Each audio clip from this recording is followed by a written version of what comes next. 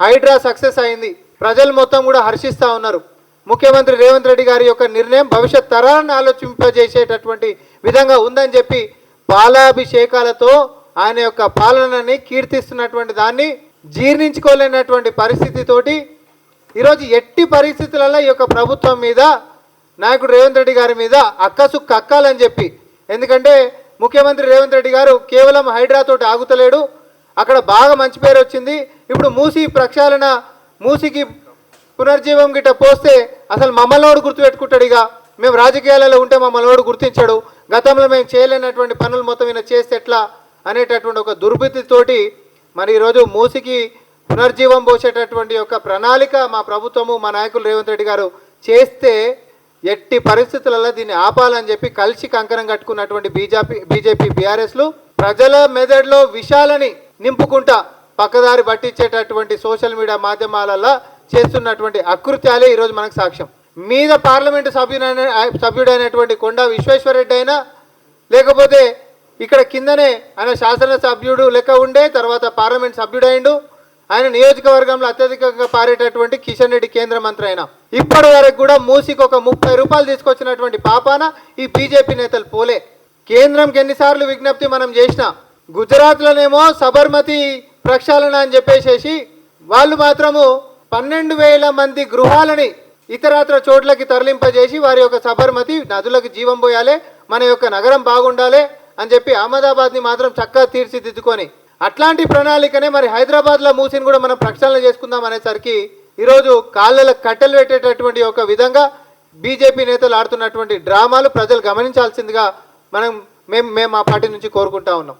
నమామే గంగా అని చెప్పి 35,000 కోట్ల రూపాయలు, ఇక్కడ సబర్మతి అని, యమున అని, నదుల ప్రక్షాళన అని చెప్పి ప్రెస్టీజియస్గా తీసుకొని మాస్టర్ స్ట్రోక్ అని చెప్పుకునేటటువంటి బీజేపీ మూసి ప్రక్షాళన వరకు వచ్చేసరికి మాత్రం హైదరాబాద్లో కాంగ్రెస్ పార్టీ ప్రభుత్వంలో రేవంత్ రెడ్డి గారి నాయకత్వంలో ఎట్టి పరిస్థితుల్లో ఈ ప్రాజెక్టు మాత్రం ముంగటికి పోవద్దని చెప్పి కేంద్రంకి వచ్చి 30 రూపాయలు ఇచ్చేటటువంటి మొక్కన పోలేదు.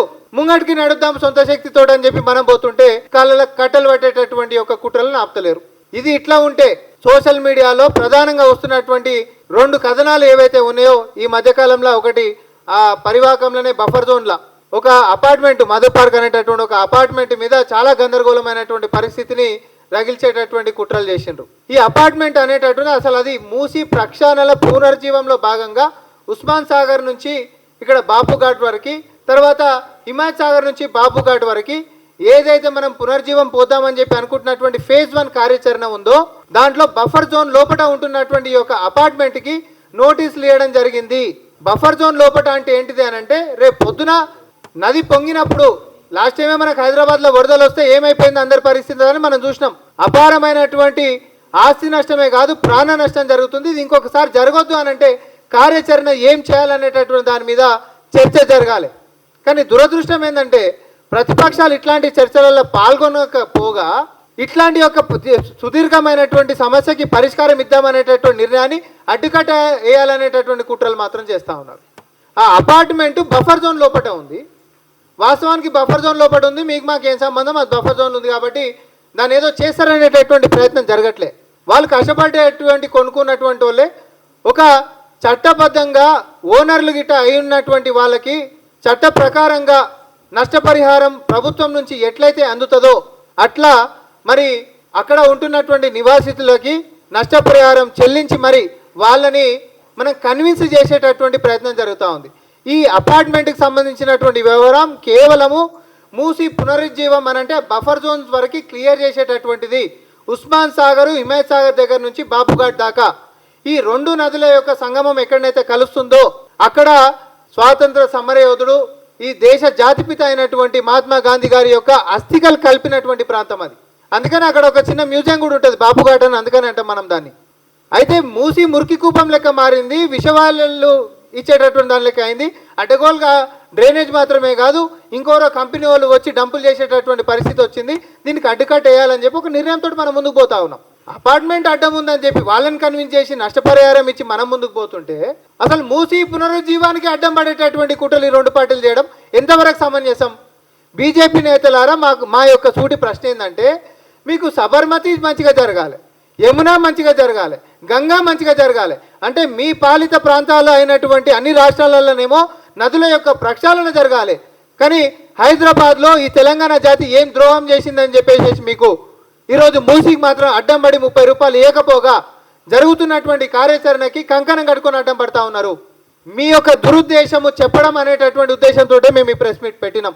ప్రతిపక్షాలంటే ఆధారాలతోటి అరే ఇగో ప్రభుత్వం ఈ నిర్ణయం తీసుకుంది, ఎందుకు గిన్ని కోట్లు అవుతున్నాయి, ఈ విగ్రహానికి ఎందుకు అవుతున్నాయి, లేకపోతే దానికి ఎందుకు అవుతున్నాయి ఒక లెక్క పద్ధతితోటి మాట్లాడేటటువంటి మనం చూసినాం.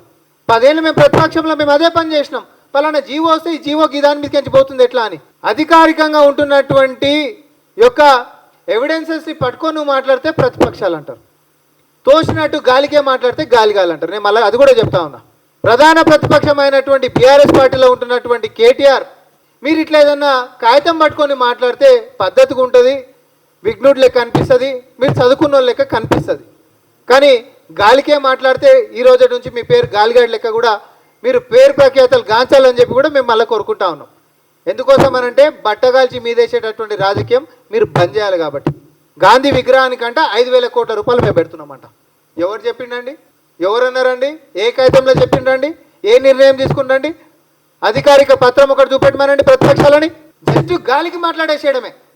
1,00,000 కోట్ల కుంభకోణం, 1,50,000 కోట్ల కుంభకోణం, 5 లక్షల కోట్ల కుంభకోణం, 6.5 లక్షల కోట్ల కుంభకోణం. ఏం అర్రాజు పాడుతురా లేకపోతే గణేశుని కాడ లడ్డుకి ఏమైనా వేలపాట పాడుతురా? ఒకరి మీద ఒకటి పోటీ మీద పడి ఈ అవినీతి అనేటటువంటి సంఖ్యను పెంచుకుంటూ ఉత్తగానే గాలికి మాట్లాడటం తప్ప పక్కా ఆధారాలతోటి ఈరోజు అధికార పక్షం మీద రండి అసెంబ్లీలో ఛాలెంజ్ అంటే ఒప్పుకున్నాం. అసెంబ్లీకి వచ్చేటటువంటి ముఖం లేదు కానీ జనాలకు వచ్చి మాత్రం అబద్ధాలు ఫేక్ ప్రచారాలు చేయడానికి మాత్రం సిద్ధపడతారు. నేను మళ్ళీ కూడా చెప్తా ఉన్నా, మహాత్మా గాంధీ గారి యొక్క విగ్రహము ఈ అపార్ట్మెంట్కి సంబంధించినటువంటిది కాదు. అది ఒక జాగాలో ఉంది, ఇది ఇంకో జాగాలో ఉంది. లంగరోజ్ బాపుఘాట్ దగ్గర ఈ విగ్రహం యొక్క ప్రతిపాదన ఇప్పుడు ఈ మూసి పునరుజ్జీవం అనేటటువంటి ఫేజ్ 1లో జరుగుతున్నటువంటిది ఉస్మాన్ సాగర్, హిమాయత్ సాగర్ దగ్గర నుంచి ఈ 2 నదుల యొక్క సంగమం బాపుఘాట్ దాకా జరుగుతున్నటువంటి యొక్క బఫర్ జోన్స్ యొక్క క్లియరెన్స్తో భాగంగా ఈ అపార్ట్మెంట్ వ్యవహారం. దానికి దీనికి ఎట్లా సంబంధము అని ఏ కాగితంతో ఉందని చెప్పి వీళ్ళు అడ్డగోలుగా మాట్లాడుతూ ఉన్నారు. సరే వాళ్ళంటే అది కూడా ఆన్లైన్ కూడా కాదు, క్యాష్ రూపకంగా ఇచ్చేటటువంటి పైసలతో నడిచే కొంతమంది యూట్యూబ్లు ఉంటారు. పాప వాళ్ళ పొట్టగుడి కోసం నిజాన్ని అబద్ధం లెక్క లేకపోతే కల్పితాలను కూడా నిజాలు లెక్క చిత్రీకరించేటటువంటి ప్రయత్నాలు చేస్తారు. అది వారి యొక్క పొట్టగుడి కోసం చేస్తుండొచ్చు BRS party social media, BRS party నడిపిస్తున్నటువంటి యూట్యూబర్లు కొంతమంది. కానీ వాస్తవాలు చెప్పేటటువంటి విఘ్నులైనటువంటి నా యొక్క తెలంగాణ మీడియా మిత్రులందరూ కూడా ఇది మన జాతికి సంబంధించినటువంటి ఆత్మగౌరవమైనటువంటి విషయం.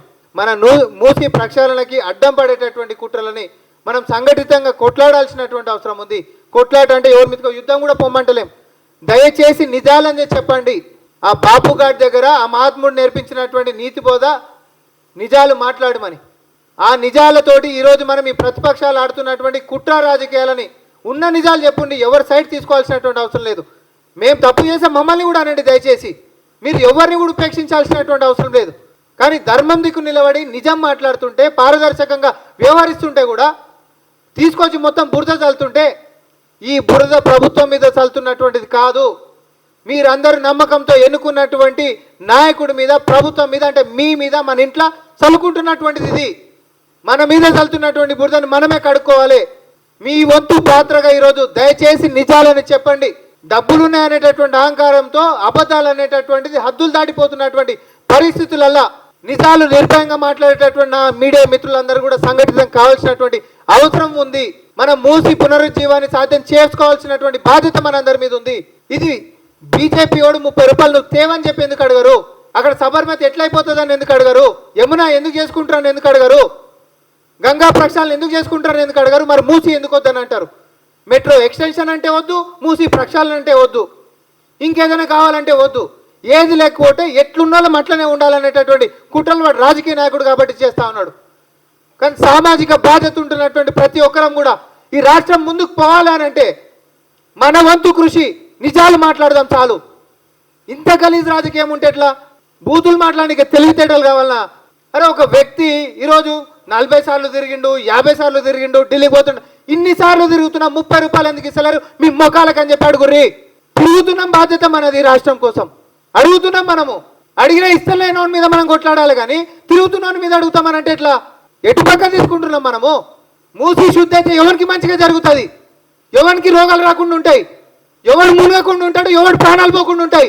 ఇది మన ఇంటి సమస్య, మన రాష్ట్రం సమస్య, మన ఆత్మగౌరవ సమస్య. ఇది ఎవరికి అర్థమవుతుందో అర్థమవుతలేదు, నాకు అర్థమవుతలేదు.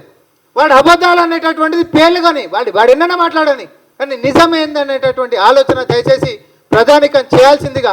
ఎవరైనా విఘ్నులైనటువంటి మన ప్రజలు రేవంత్ రెడ్డి గారి యొక్క నాయకత్వంలో ఇన్ని ఎన్నికలు జరుగుతుంటే కూడా మీ యొక్క నమ్మకం ఈ ప్రభుత్వం మీద పెడుతున్నందుకు ధన్యవాదాలు.